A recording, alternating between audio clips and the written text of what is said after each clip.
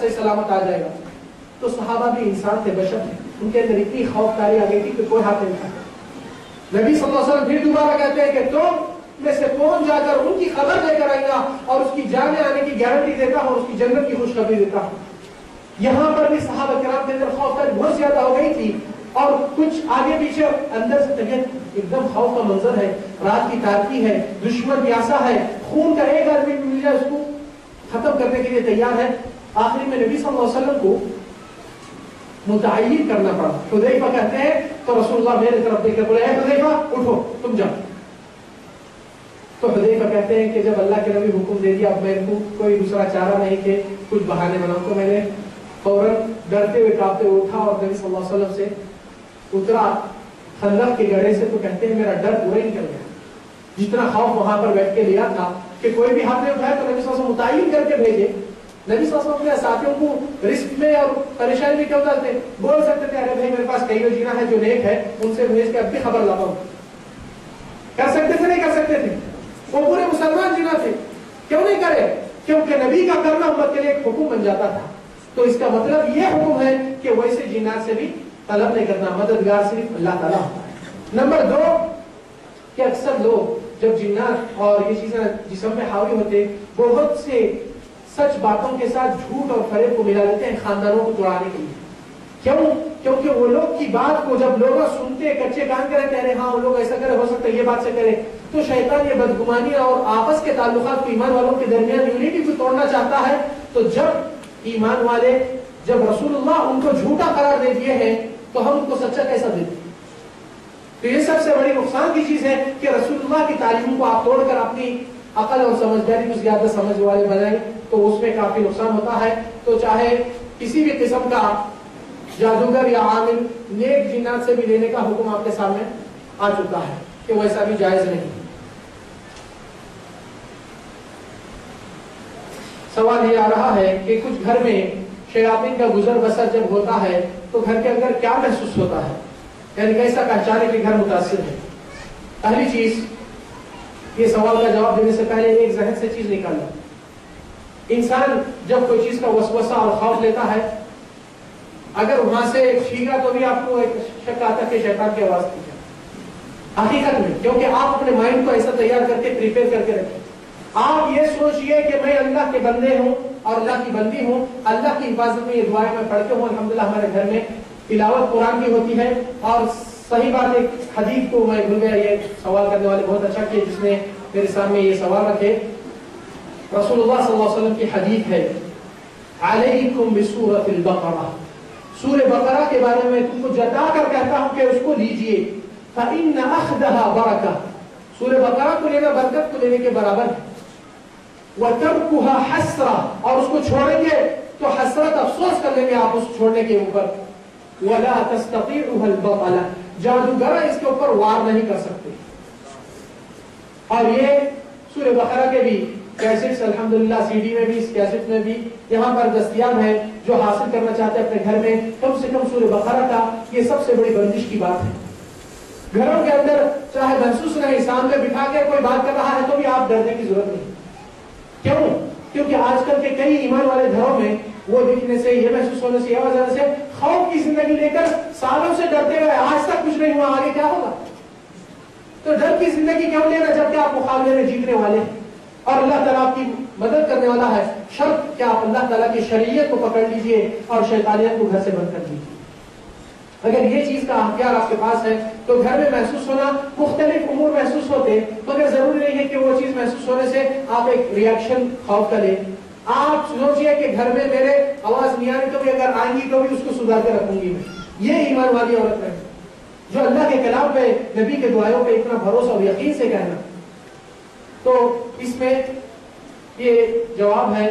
اور جس کو بھی یہ سورہ بقرہ کے تعلق سے یہاں پر بھی الحمدللہ اس کے موجود ہو گئے کیسٹ اور سی ڈی، ابھی اس میں بھی چٹھی آ گئی.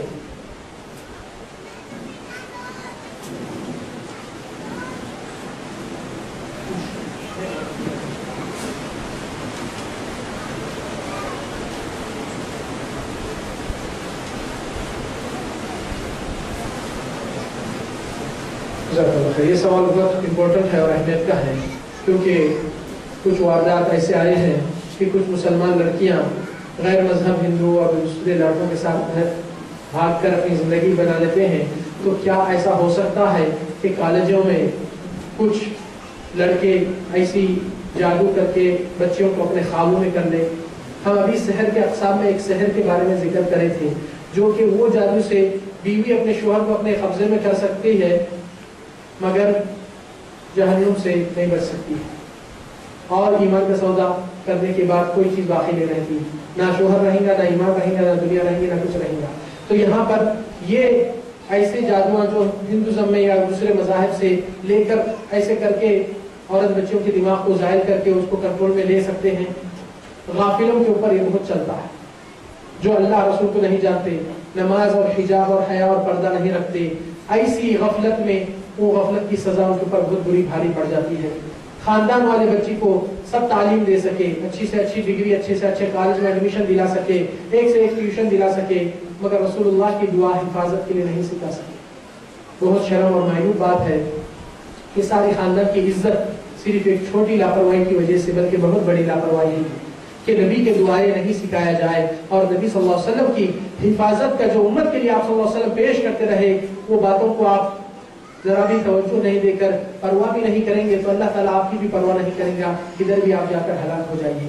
تو ایسوں کے لیے ضروری ہے کہ ایسے شر اور واقعات جو پھیلتے جا رہے ہیں اور معاشرے کے اندر عزتوں کے اوپر اور ایمان سے بے ایمانی کی زندگی میں چلے جا رہے ہیں یہ بچیاں یا بچے، حقیقت میں لوگ کو دیکھنا چاہیے کہ ایمان باللہ اور اللہ تعالیٰ جو حفاظت کا سامان رکھا اس عقل ادنا شے کو بھی نمازوں کی تاکید جو آج بچی کا ایگزام ہے اس کو نیند میں سے نہیں اٹھاتے ہیں کیونکہ ایگزام دے کر تھک کر آئی، نماز کا وقت چلا جا رہا ہے تو اللہ کی بڑائی کرنے کا نام نہیں لیتے ہیں. تو ایسے لوگ کب اللہ کی پناہ میں آ سکتے ہیں؟ اللہ تعالیٰ کب ایسوں کی مدد کر سکتا ہے جبکہ یہ لوگ اللہ کی مدد مانگنے سے غافل ہو چکے ہیں. اللہ اعلم.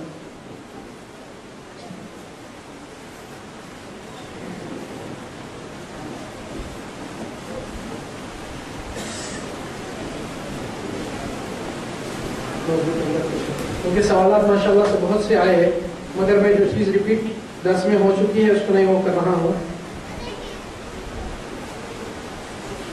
اگر کاروبار پر جادو ہو گیا تو کیا کرنا؟ جادو کاروبار میں بھی نظر بھی لگ بھی سکتی، کاروبار کے اوپر کچھ کبھی مارکیٹ بھی ڈاؤن ہو جا سکتا. ضروری نہیں ہے کہ ہر چیز کو آپ اس سے ٹالی کریں. میں یہ بھی ذہن میں پنکھاتا ہوں کیونکہ کبھی انسان کی کبھی کچھ غفلت، کبھی مارکیٹ کے اندر کمپٹیشن، کبھی وہ چیزیں بھی ہوتی، اتار چڑھاؤ، فائدہ نفع نقصان یہ تو لگا ہوا ہے. مگر ہمیشہ کا اتار تو دوسرے سمٹمز بھی آپ جھانچ لیے کہ آپ کاروبار میں جتنی الحمدللہ محنت سے کرتے تھے اس کے اندر اگر نقصان ہو رہا ہے اور آپ نہیں کر پا رہے ہیں کنٹرول اور ایسی غفلتیں آپ سے ہو جا رہے ہیں اور ایسے گرا کو آپ اپنے ہاتھوں سے اپنے ذہن سے بحران ہو کر اس کو توڑ رہے ہیں تو وہ الگ سمٹمز ہیں. تو یہ سمٹمز آتے ہیں بعض وقت مگر ضروری ہے کہ سحر سے کبھی انسان کی ترقی اتنا تیزی سے ہو جاتی کہ لوگ کا ٹوکا اس کو وہیں گرا دیتا ہے. تو انسان کو چاہیے کہ سورہ بقرہ کا اہتمام کرے اپنے آفس میں، اپنے گھر میں، اپنے گاڑی میں اور تاکید کرے کہ نبی صلی اللہ علیہ وسلم کے جو دعائیں دیے گئے وہ دعائیں کو پڑھے. اگر سحر کا کچھ اندیشہ ہے تو آپ کے پاس وہاں پر پرچے دیے گئے جس کے ایک سائیڈ میں لیمنیشن کرے ہوئے ہیں پیپر بھی، ایک سائیڈ میں جادو کی آیات جس کو توڑنے کا ہے اور دوسری طرف نظر کی آیات جس سے آپ کو خود پڑھ کے آپ اپنے لیے پڑھ کے کم کر سکتے ہیں اور دوسروں کو بھی، بچوں کو بھی اس اللہ کی پناہ میں لا سکتے ہیں.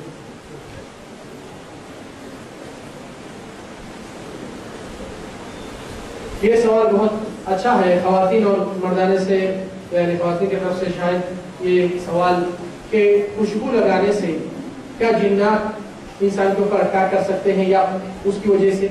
بے شک نبی صلی اللہ علیہ وسلم کے جو بھی اعمال ہیں ہم اس نقطے کو عام طور سے بیان کرے تفصیل میں نہیں گئے تھے. جو عورت اپنے بھاؤں کو تراشتی ہے جبکہ نبی صلی اللہ علیہ وسلم اس کو کھینچنے سے بھی منع کرے اور اللہ کی لعنت کا سبب بنائے تو وہ چیز میں بھی اللہ کی رحمت ہٹ جاتی ہے، لعنت پہ آ جاتے ہیں، شیاطین اس کے اوپر زور ڈال سکتے ہیں. خوشبو لگا کر مردوں کی محفل سے گزرنا یا راستے سے خوشبو لگا کر، عطر لگا کر اس طریقے سے پیش کرنا یہ شیاطین کے لیے تو بہت بڑی دعوت دی جاتی ہے اور موقع ہے کہ انسان جو اللہ تعالیٰ جس چیز سے ممانعت اور نبی صلی اللہ علیہ وسلم تاکید کیے کہ خوشبو جس سے سنگاتے ہوئی جاتی ہے یہ عورت گویا کہ اس نے بدکاری کرنے والوں کی برابر ہو جاتی ہے، یہ نبی کے الفاظ ہیں. تو چاہے نماز کو بھی کیوں نہ جائے، مگر ایسی شکل سے اور ایسی خوشبو لگا کر جانا یہ تو بے حد حرمت کی اور قطعیت کی چیز ہے، اور اس سے عطر سے بہت بڑا تعلق ہے جنات کا، اور اس سے بہت جلدی انسان کو اٹیک کرتے ہیں۔ آپ چاہے تو آپ دعائیں پڑھ لے کے وہ چیز کر لے کے اپنے خواتین میں جا رہے ہیں تو اس محفل میں آپ کے لیے کوئی حرج نہیں، واللہ اعلم۔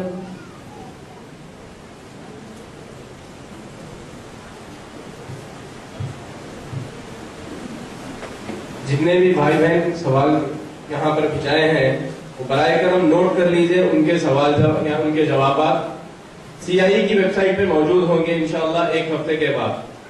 CIE کی ویب سائٹ نوٹ کر لیجئے آپ لوگ، کیونکہ وقت کافی ہو چکا ہے اور سوالات کافی ہیں، اسی لیے